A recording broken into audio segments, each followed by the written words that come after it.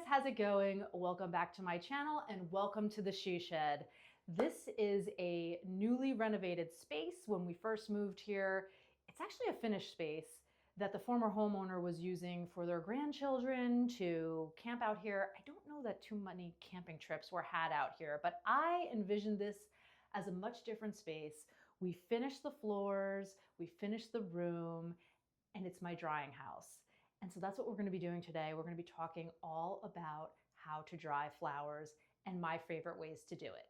So drying flowers is a great way to preserve your garden beyond the growing season. So before we get that first frost, now is a great time to cut some of your blooms, start drying them, and use them in decor throughout your home. For fall, you can put them in vases, you can add them to wreaths. Today, we're going to be doing a little project that I'm really excited about. We are going to make wall art from my dahlias and zinnias that I've been drying for the last few weeks. So I generally dry flowers from my garden two different ways.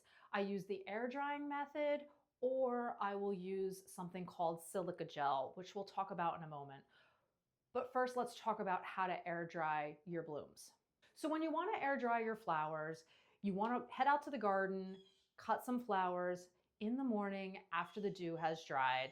Remove all of the foliage, make small bunches, tie them with twine, and hang them to dry. Now I have this beautiful space in here. My husband built me these little racks made from twigs and branches in the forest to make a little ladder so I can hang them to dry. If you don't have that, you don't have to have this set up here. You can actually dry them in your basement. You can hang a towel rack on your wall. You just need a cool, dark, dry space to do it. And so the flowers that I've air dried, I love to use them in wreaths or tuck them in vases, maybe make potpourri from them. It's just a great way to bring your garden indoors when the season's over. Blooms that I like to air dry include celosia, straw flowers, hydrangeas, gomphrena. There's so many different types. You could do marigolds, you can even do roses. There's so many different kinds of blooms that you can use this method with that work really, really well. For today's project, I used a process that includes using silica gel to help dry the flowers. So if you're not familiar with what silica gel is, you know how when you buy like a new set of shoes in that box, you see the little packet that has silica gel? Well, it's to keep the shoes dry and to prevent moisture. And so we can actually use that same gel with flowers, and it's really easy to do. So you can buy silica gel at your local craft store. You can get it on Amazon, Target, Walmart. You can buy it pretty much anywhere. Really, really easy to use. And I'm going to show you quickly how I dried all of these flowers. So you basically take your silica gel. Now I've reused this a few times now. That's one of the beauty of using silica gel. Make a little base at the bottom, and then you'll grab a bloom. I'm going to use this scissors. I'm going to use Cosmos. Kinds of flowers this works really well with are ones that if you hang them upside down, you'll kind of lose the integrity of the bloom. So something like Cosmos, this works really well with. Zinnias, dahlias, anything that you want to preserve that color, the shape, the texture, because it really does. This actually was a zinnia that I dried using this process. So you can see how it still has all the petals. So I would take the blooms here, let's use a zinnia, and I would cut the stem off, drop it in, and then you just put your silica gel on top, completely cover the flowers, seal it up, and you wait. So the drying process takes about 2 to 6 days. I've noticed if you're using new silica gel, it'll be on the lower end of that spectrum, where if you've reused your silica gel a few times, it might take a few days longer. And I'm also going to tell you that if you notice the silica gel that you've been using over and over and over again isn't drying the blooms as well, you need to buy a new batch. I also like to use these food storage containers because they're airtight and it does not allow air to get inside.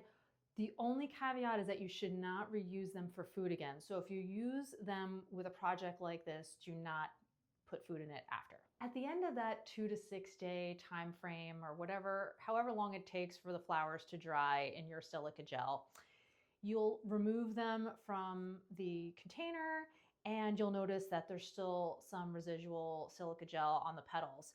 You can shake some of it off, but I'm going to tell you that it does retain some of the gel. So a little swipe with a paintbrush, real gently on the petals, will help remove the rest of the gel.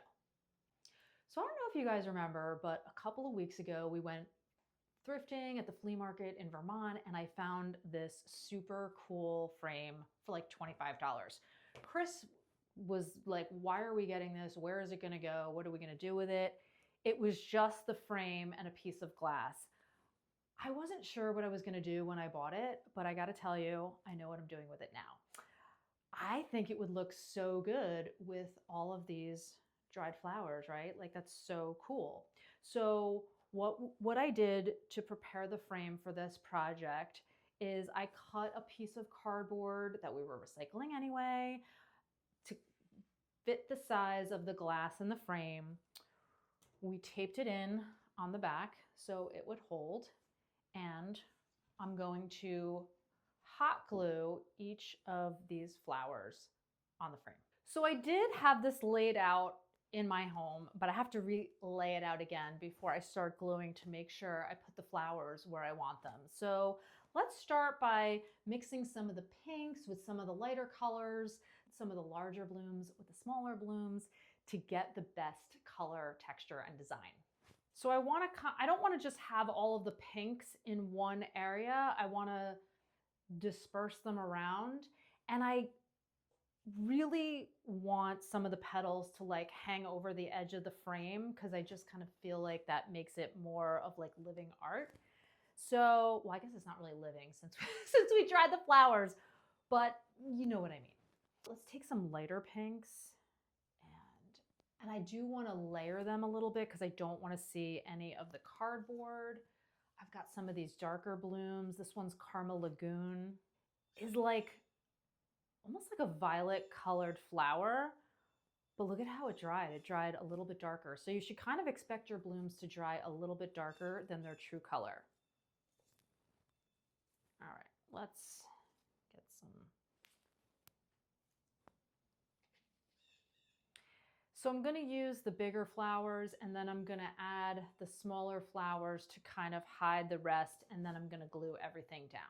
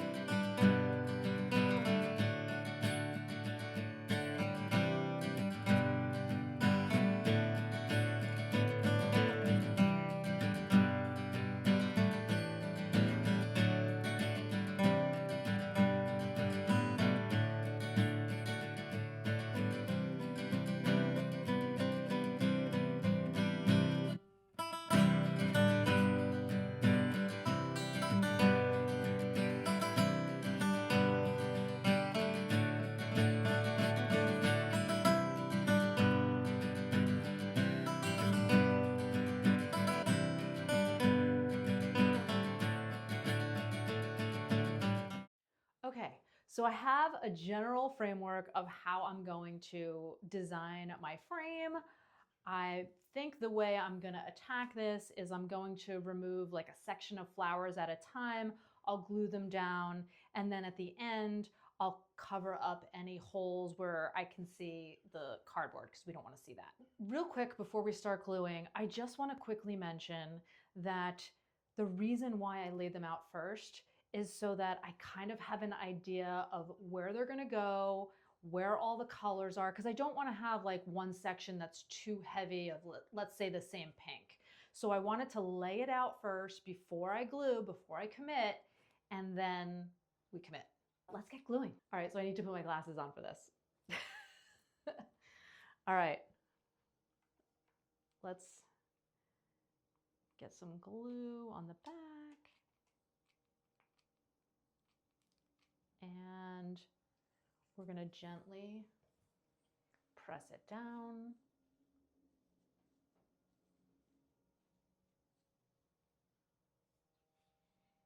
I don't remember how I had it, but that's why we do the test run.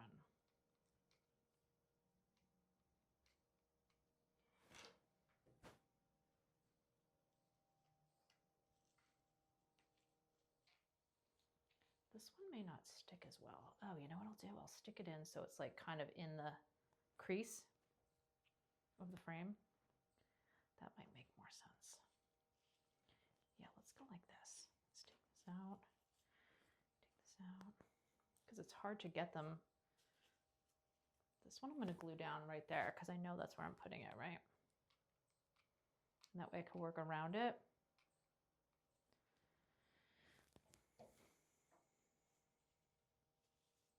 Burning my fingers. You are not glued. I thought that one was glued.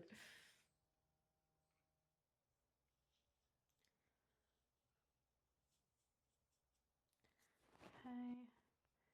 So I have that one down, I have this one down, I have this one down. Boy, we're gonna have to do a recon mission of glue, right? This one for there? Yeah. Use you.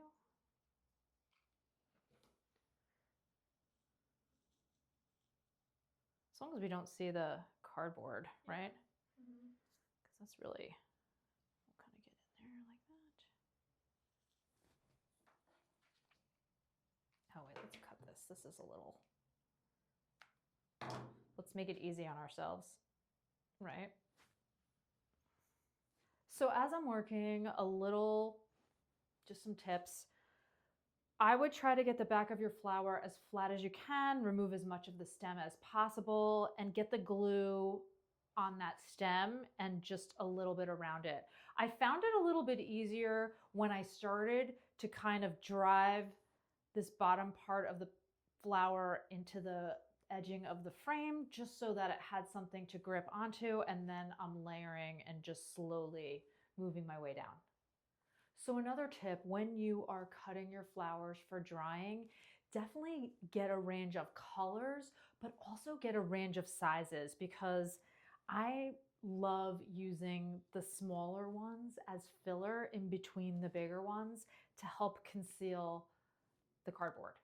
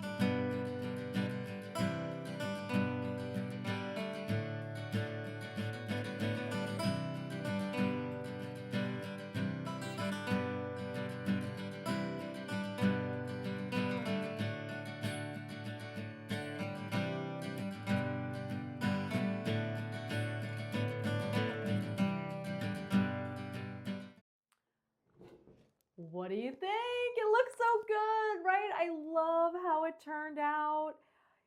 It was a little challenging at times figuring out where I had the blooms to gluing them back down, but I pulled it off. And you will too if you try this DIY. I think it's gonna look so pretty once we get it up on the wall. And we do need to add some picture hanging string or whatever you call it on the back. But I love how it turned out. And you know, it got a little messy with the glue gun. I think another little tip would be, as you're working, just kind of let the mess be there until the flour really dries on your cardboard, and then you can kind of go in and clean it up a little bit. I did wind up going in and tucking in a few more little guys just to kind of fill in the gaps and the holes, but overall I really love it, and it's really beautiful three-dimensional art. I think it looks really beautiful. What do you think? Will you be making this year also? Dry those flowers before the first frost and you'll be good to go. Well, I am gonna go and hang this in my home. I will show you in a later video what it looks like all decked out in the front entry hall. I hope you're inspired to get in your garden and dry some of your flowers before the first frost. This is a great way to extend the garden into your home throughout the year. Isn't it beautiful? Three-dimensional art from your garden. I really appreciate you guys hanging out in the she shed with me today to make this DIY garden decor. I'll see you in the next video. Enjoy a beautiful day.